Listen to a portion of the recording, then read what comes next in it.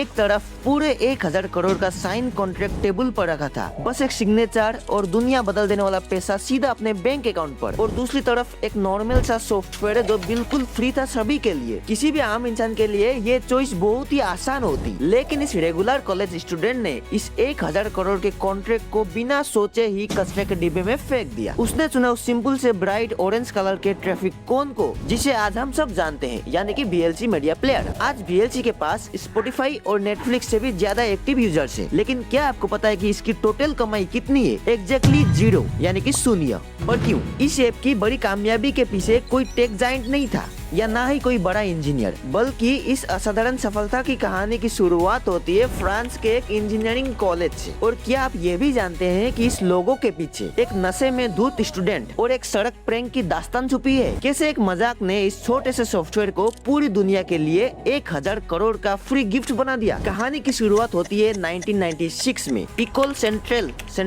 Paris के campus से। वहाँ के हॉस्टल के कॉलेज में इंजीनियरिंग के कुछ दिमागदार स्टूडेंट एक अजीब सी परेशानी से जूझ रहे थे। उन्हें रात भर जगकर वीडियो गेम्स खेलने थे, पर यूनिवर्सिटी का पुराना नेटवर्क इतना बेकार था, इतना स्लो था कि गेम्स बीच में ही लैग कर जाते थे। डायरेक्ट अपग्रेड के लिए जब वो लोग हायर ऑफिशियल्स के पास जाते तो उन्हें सीधा मना कर दिया जाता था। तो अब वो क्या करेंगे? तो देखिए, उन्होंने ऐसी चालाकी की जिसे सुनकर आप चौंक हो जाएंगे। उन्होंने प्रोजेक्ट नेटवर्क 2000 के नाम पर एडमिनिस्ट्रेशन को एक एजुकेशनल प्रपोजल भेजा। उन्होंने कहा कि वो पूरे कैंपस के पीसी पर सैटेलाइट टेलीविजन स्ट्रीम करना चाहते हैं, जिसे हर स्टूडेंट्स को पढ़ाई की वीडियो मिल सके। लेकिन इस पढ़ाई के मकसद के पीछे उनका कोई और मकसद छुपा था। तो उन्होंने उस सॉफ्टवेयर को जानबूझकर कुछ इस तरह ट्यून किया कि बहुत ही सारा डाटा कंज्यूम हो सके। जब नेटवर्क बार बार क्रैश होने लगा तो यूनिवर्सिटी के पास कुछ और ऑप्शन नहीं थे। यूनिवर्सिटी को एक नया स्टेबल और सुपर फास्ट इंटरनेट इंस्टॉल करना ही पड़ा, और इसी तरह बिना एक पैसा भी खर्च किए उन स्टूडेंट्स ने स्मूथ गेमिंग के लिए सुपर फास्ट इंटरनेट हासिल कर लिया। लेकिन एक सवाल, इस सॉफ्टवेयर का लोगो ट्रैफिक कोन जैसा कैसे बना? दरअसल बिल्डिंग एज के सेकंड फ्लोर पर उन स्टूडेंट के ग्रुप की एक अजीब एसोसिएशन थी जिसे कल्ट ऑफ ट्रैफिक कोन कहा जाता था। एक रात एक स्टूडेंट पार्टी से नशे में धुत होकर लौट रहा था। उसने सड़क पर रखा एक ट्रैफिक कोन उठा लिया और लैब पर ले आया, जिसे उसने लोगों पर चिल्लाने के लिए एक माइक्रोफोन की तरह यूज किया। और धीरे धीरे उन्होंने ऐसे कोन्स जमा करना स्टार्ट कर दिए। और जब एक रात के करीब 4 बजे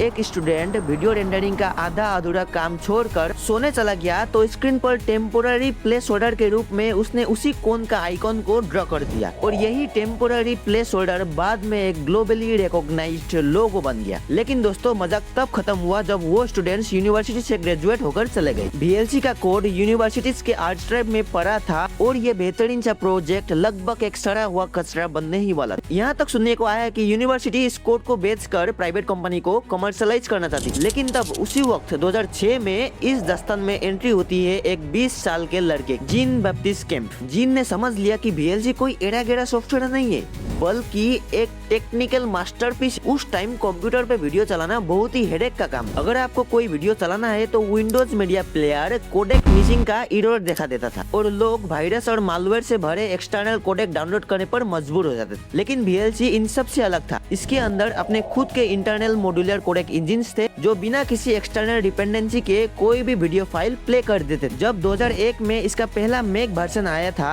तो ये पूरे मैक ओएस में DVD चलाने का एक अकेला रास्ता बन चुका था, क्योंकि एप्पल का अपना क्विक टाइम भी इसे नहीं चला सकता। और एक बात, इस मास्टरपीस को यूनिवर्सिटी के चंगुल से आजाद करना कोई आसान बात नहीं। जिन ने इस प्रोजेक्ट, इस सॉफ्टवेयर के लिए यूनिवर्सिटी के बड़े बड़े ऑफिशियल से लड़ाई की जो इस प्रोजेक्ट से पैसा कमाना चाहता। अपने एकेडमिक करियर को दाव पर लगाकर उसने सालों तक नेगोशिएशन की और आखिरकार लास्ट में यूनिवर्सिटी के डायरेक्टर को मना ही लिया। और साल 2008 में उसने एक ऑटोनोमस नॉन प्रॉफिट ऑर्गेनाइजेशन वीडियोलैन की शुरुआत की और VLC के कोड को हमेशा के लिए ओपन सोर्स GPL लाइसेंस के तहत पूरी दुनिया के लिए फ्री कर दिया। और उसके बाद जो हुआ, उसने पूरे टेक वर्ल्ड को हिला कर रख दिया। पहले 100 मिलियन यूजर्स और देखते देखते 6 बिलियन डाउनलोड। 6 बिलियन। बड़ी बड़ी कॉर्पोरेट कंपनीज के कान खड़े हो। उन्होंने देखा कि एक ऐसा मीडिया प्लेयर है जो हर घर के कंप्यूटर में इंस्टॉल, और उस पर अगर सिर्फ एक टाइनी पॉपअप एड या यूजर ट्रैकिंग लगा दी जाए तो हर साल हजारों करोड़ रुपए कमाए जा सकते हैं। और इसी के लिए बड़ी बड़ी कंपनीज ने जिन के आगे कई हजार करोड़ का डील रखा। और अगर जिन उन डील्स को एक्सेप्ट कर